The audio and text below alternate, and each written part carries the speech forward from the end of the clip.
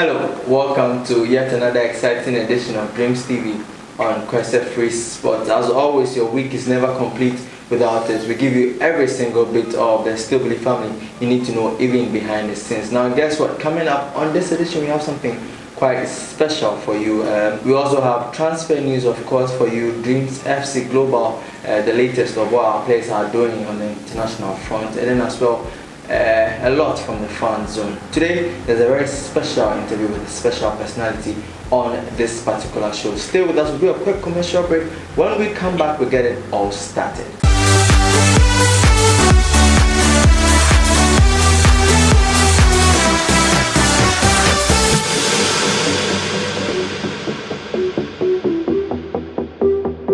Alright, so for today's episode, there's a very big man on my left who is with me for today's episode.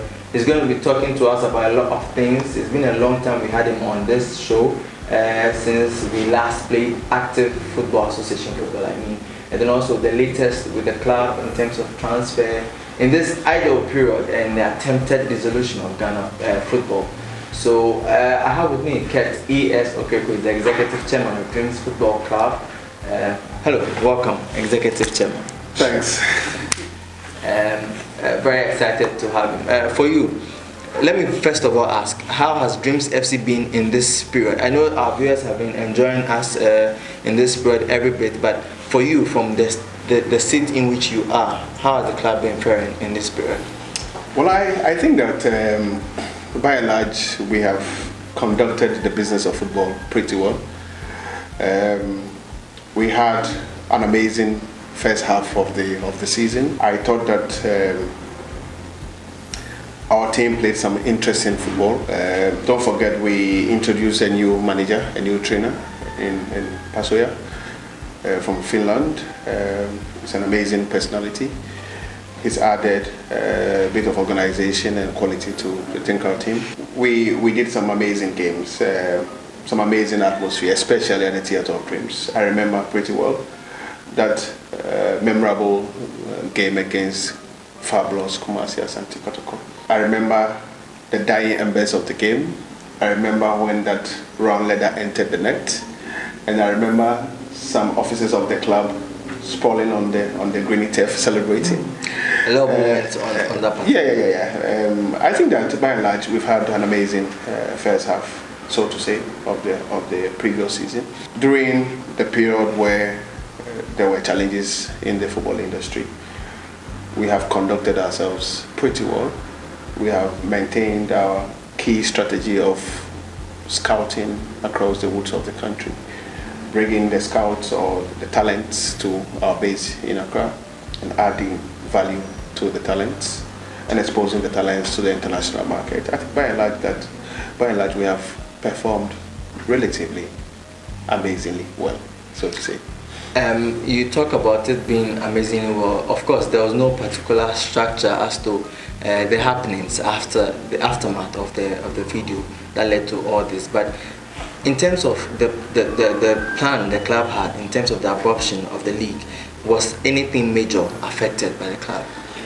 Well, I've always said that when one is into adding value to the intangible assets, who are the players, organized competition is always paramount, it's important.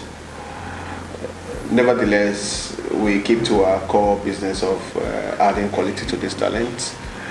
But when there's no organized competition, the adrenaline levels of the players are never the same, so it affects the rate of development, and clearly everybody who is involved in the sport has been affected in one way or the other. But I've looked at the positive side of it. I think that is giving us an amazing opportunity to have a look internally what we have done, how we have done the business of football, and what we need to do.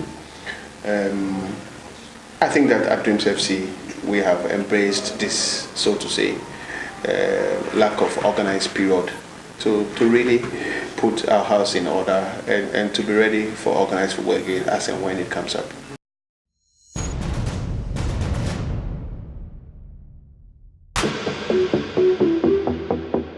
Not to digress a bit, but are you surprised with the outcome in terms of clubs' reactions? Because Dreams FC is a football club, but we do not act in vacuum. We act in terms of our cooperation with other clubs, because we partner other clubs and we are part of the football system.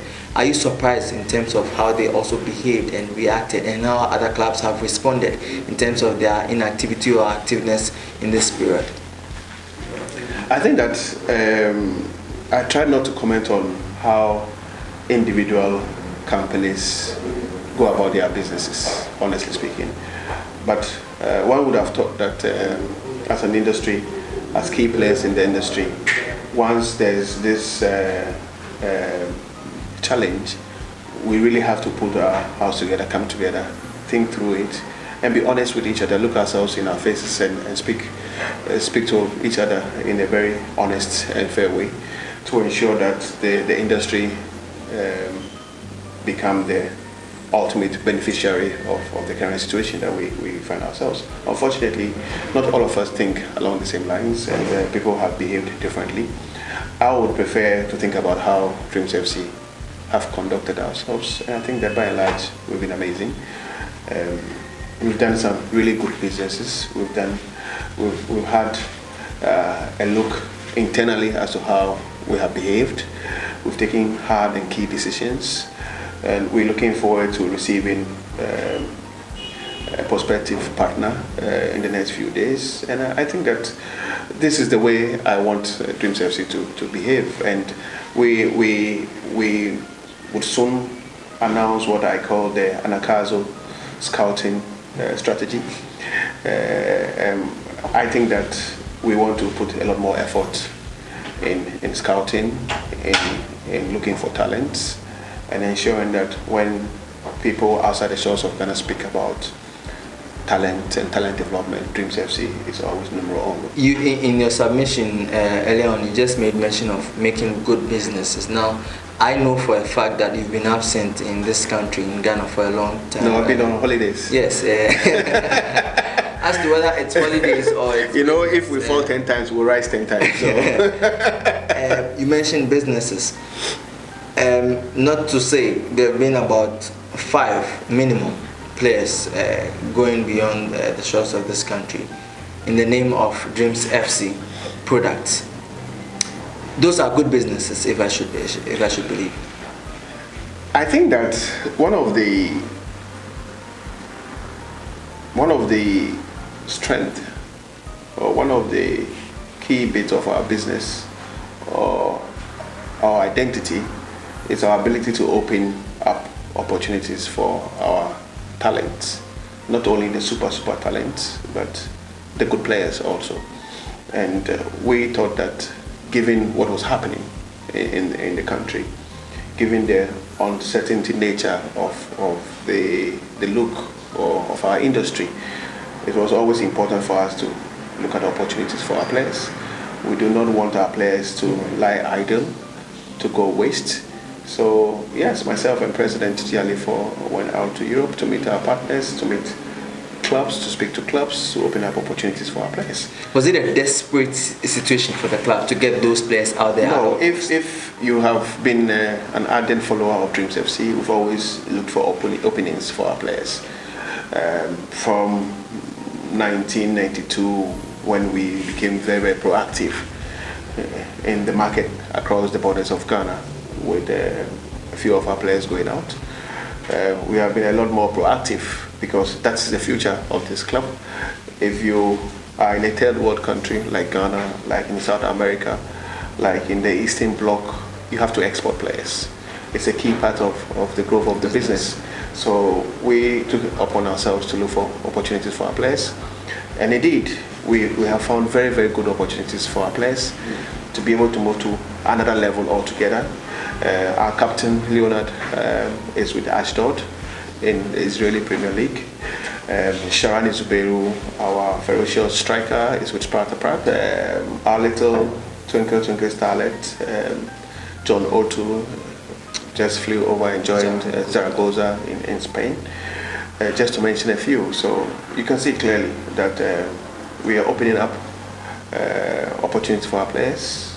Also, you remember last year, our two coaches at that time, Kai Muzito and Winfred Dormont, had an amazing attachment opportunity in Germany. So it's been a key part of the business of Trims FC.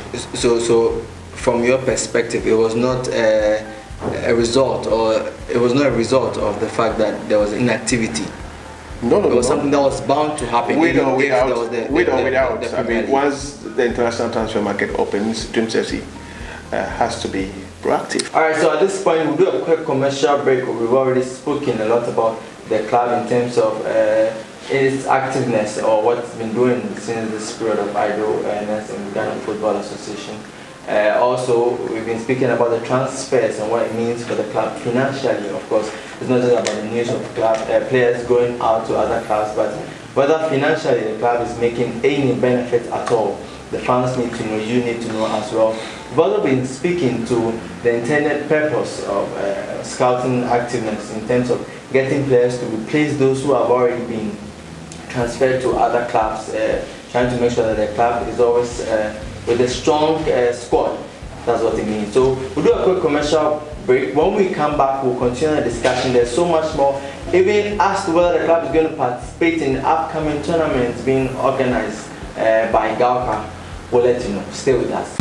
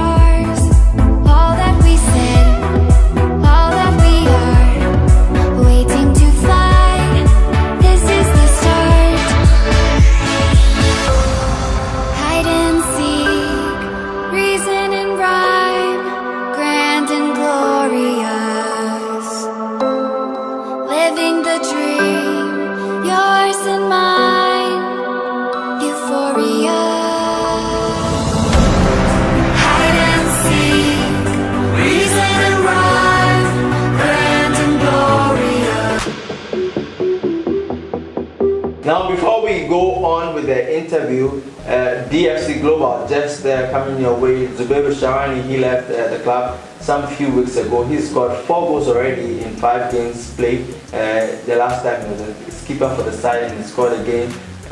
He scored in a friendly against the Saudi side for Sparta Prague. So he's still firing already since joining Sparta Prague. He's currently with the U21. Maybe sooner or later we should have him in the main squad. Alright, so we'll continue. One would like to find out, with all these happenings around the club, or inside the club, there's so much happening in terms of the transfers you spoke about. Your managers are always on point, still ensuring there's activity. Let me even ask, was there a point where you thought that the players should have been sent home for everything to settle? Well, honestly speaking, that has never come up at all. Because you knew there was something for the boys? No, because I've always said that with or without organized football, we'll continue to develop talents. We'll continue to add value to the talents that we have. So yes, organized football raises the adrenaline levels of the players. It makes them much better. But as it is that there's no organized football, we'll continue to invest in our intangible assets. So our perception of the situation was and is quite different, honestly speaking. From what other clubs think? Yeah. This is a blessing in disguise for Yeah, I've always said that in every bad situation there's a thin line of goodwill and so to say good tidings. And so number 12 brought good tidings. So from the very beginning, I knew that it was a period for us to take stock of what and how we have done our business and how to improve. Personally, it gave me the opportunity to also rest. You said that I've been away for a bit. Yeah. At least for the first time, I had time to be by the sea and to enjoy good sunshine somewhere in Obroni land. So number 12 has brought you a good time. I mean, it has its bad bit, it has its good bit. I've always said that it's also an opportunity for us to concretize all the good thoughts that we've had. Some of the things that we wanted to do in the game in terms of reforms. Periods after number 12, everybody was using the word reforms. So yes, it's an opportunity for us to reform. But one may want to ask, you said you've always had plans. One may want to ask why those plans never came. Why? Well, maybe we needed number 12 honestly, after all. I do not want to go back into time. I want to be a forward thinker. Number 12 has given us an opportunity, so to say, to look again, to allow everybody to make an input, so to say. Everybody who thinks that, oh, I'm an expert in the management of or in the business of football, it's an amazing opportunity for you to make an input, and we would see what comes out of it. But I think that everybody has learned a lesson or two from the work done by Anas, and all of us will have to look ourselves straight in our faces and say to ourselves where we went wrong and where we went right. Now, in the aftermath of all this, it's been a very long period, back and forth, first of all with the League Club Association, GACA. Later on, we even had another group of clubs, Ghana National, or whatever it is. I would not want to give them that popularity on this platform. But for GACA in particular, what do you make of the attempt to try to get, because there's a latest release of them trying to organize a mini tournament in this period, and they've asked clubs for their participation as an open call for everyone. What do you make of it? Well, I think that I honestly support the idea. I even thought that they should have come up with this idea long ago. I thought they've lost some grounds. Putting the clubs together to engage in a semi-organized football activity is the way forward, because we don't know when the normalization committee will start to work and what the roadmap would be, so to say. But GACA has always put up stopgap competitions, and for me, I'm for it. Dreams FC will participate in the competition. We have over 70 players on our payroll, so we would always have talents to showcase, and I'm happy about this. In respect to the Anas expose, I mean, I did say, I think 48 hours after that, look, the FA sees government as a key partner. We do not have to fight. We have to engage and to find an amicable solution to what had happened. Unfortunately, we all think differently. People act and react differently. So people decided to go their own way, so to say. But I did say that ultimately, when the dust settles, football will be the ultimate winner. And I think that this is exactly what is happening. You think that the fact that FIFA had to come in at a point, if I had to put it that way, to ensure that the court process was halted, those legal actions against the GFA was halted, is something that is good for Well, for some of us who are well vested in the activities of FIFA and how they have worked in the time past, this is exactly where I was expecting us to arrive at. I was expecting a normalization committee 2 months ago, because I knew that was what was going to happen. That was what I was expecting. Maybe we needed a long breather to settle. Perhaps, yes, but yes. But ultimately that was the key that FIFA would always use to open the door. FIFA will never ever allow any federation anywhere in the world to be dissolved. Never. Because once one federation is dissolved, FIFA is dissolved. I think that it's a big statement that I've made. FIFA would always protect FIFA, and that has been the strength of FIFA. So for me, I'm not surprised. normalization committee will be set up. They will take control of the management of the game. What's important is that everybody must cooperate with the normalization committee. If you have any idea to offer them, just put your foot forward and offer your services, because I know for a fact that they will not have all the knowledge that we need to manage the business of football. But if it is that you have any contribution, any good ideas to offer to the normalization committee, that is what we need. If you are an investor in the industry, we need good management of our business, and we cannot all sit aloof for the business of football to go south. You mentioned if you have ideas to give in terms of helping the game, then you have to help the normalization committee. Do you have ideas to help them? I'm sure we'll have a role or two to play, whichever level, even if it's at Dreams FC level. I can never say that I'm ignorant of good management styles and techniques and strategies. We will play our part, even if it's as little as being at Dreams FC and doing a good job at Dreams FC, for others to also follow suit and do the same. Now, in this era also, there's been this activity, let me say a role by the two giants on our domestic front, Accra Hearts of Oak, Kumasi Asante Kotoko. On Sunday they played what they call the Titans, the Clash of the Titans, in an attempt to re-galvanize the support and then the interest, to stir up the interest once again in the local folks. What do you make of that?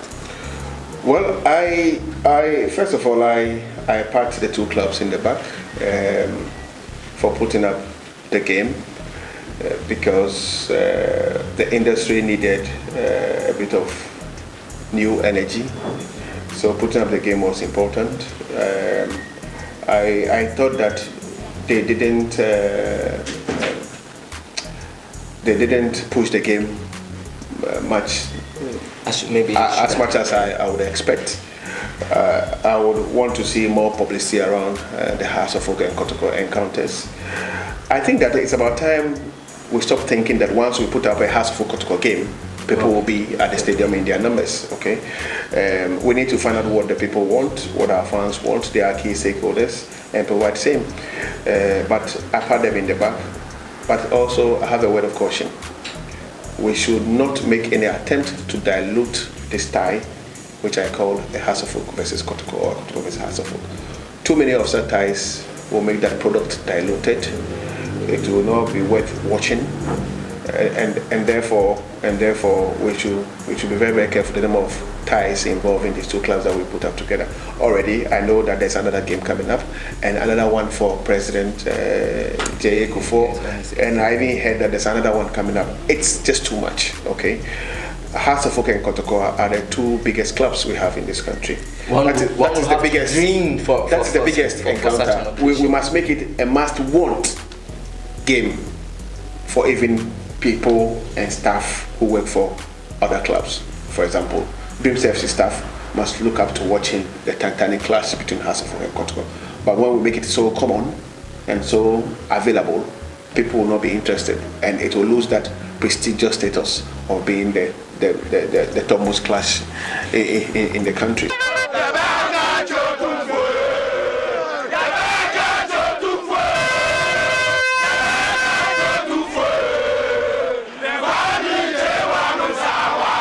You know that his knowledge and his position in terms of Ghana football and what he knows is what allowed us to diverse to these other areas. And just for the purposes of this program, we're speaking about the other clubs not because it is for their program, but it just makes sense that in this period everything that includes Ghana football is well spoken about. So if you had to focus on Kotoko fan, just take it in good faith, alright? Maybe there are other opportunities or other games that could have been used to stir up. You could have maybe Ebusha Drafts or Minas Sharks, but maybe the willingness of these two giants, because once they take the step, that's where you have the masses coming up to support.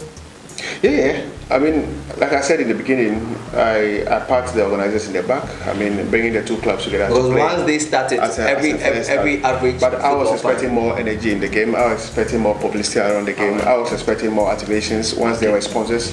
I was expecting new ideas. Yes. I mean, when the sports minister said that the reform starts with House of Work and Kotoko, perhaps that was the direction that he was looking at. Okay, he's expecting the two clubs to think outside the box. To bring new ideas into the business of football. The game of today is not only about pitching 22 players against each other and that is it. No, we need to do a bit more. And I'm thinking that this is an amazing opportunity for all of us to start think football. Maybe in the upcoming Galka mini tournament we may see that. But there have been talks about selection, potential candidates, representatives for Ghana for CAF interclub competitions. There's those who think that those who are leading the log before we... I have an idea for you. Those who are leading before we entered into that just period, put Dreams FC there. because I think that Dreams FC, we were fourth on the log, way ahead of Kumasi by way of that by virtue of that win. That's how come we went ahead of them. But what do you make of that proposal, and then what do you think of it? I think that we are in a very, very difficult situation. A situation we've never found ourselves. A situation to choose which club represents Ghana in the CAF organized competitions. I gave you an answer. I said choose Dreams FC. Okay. Well, someone will say why but that's just on the lighter note. I think that it's important that we all sit together, and I'm sure that the opportunity will come very soon, and think about what is the best way out of the current situation in terms of whether to continue with the season, how do we choose our reps for the CAF organized competitions, and what do we make of the new season all over the world. The 2018-2019 season has started. So do we go 10 years into time, or what do we do? I mean, I'm sure that we'll all sit together, and then at that platform I'll speak my mind. I don't want people to start discussing Ket's opinion right away. By way of information on the transfer market for Dreams FC, John Otto signed Real Zaragoza in Spain on Monday afternoon on a 3-year deal. He becomes the second Dreams FC player in Spain. Emmanuel Lomote from FC Extremadura to Villarreal. That was 2 weeks ago. Now it's the turn of John Otto to do those exploits, continue believing as we do. Alright, so it's been amazing having you on here at Dreams TV on Question Free Sports. Every Thursday we come your way with great content, trying to give you every single bit you need to know about the Still Believe family. Do watch again, same time, same channel, next week on Question TV. It's been wonderful. I had my executive chairman here. He's back from holidays. Maybe pretty surely, I'm sure I'll get a pay rise or I'll get dollars in my pocket. Do you understand? So, but do log on to our YouTube channel, Dreams Football Club, to get all the previous episodes, amazing content on social media. Facebook, Dreams Football Club. On Twitter is Dreams Football C. Instagram, Snapchat, we get you all the juicy stuff. Dreams Football GH, and then on our webpage www.dreamsfc.com.gh. Great content on there. Log on, you surely get the updates you need. It's been wonderful. My name is E.S.Okraku. You stop living once you stop dreaming. Bye for now, and always continue to still believe.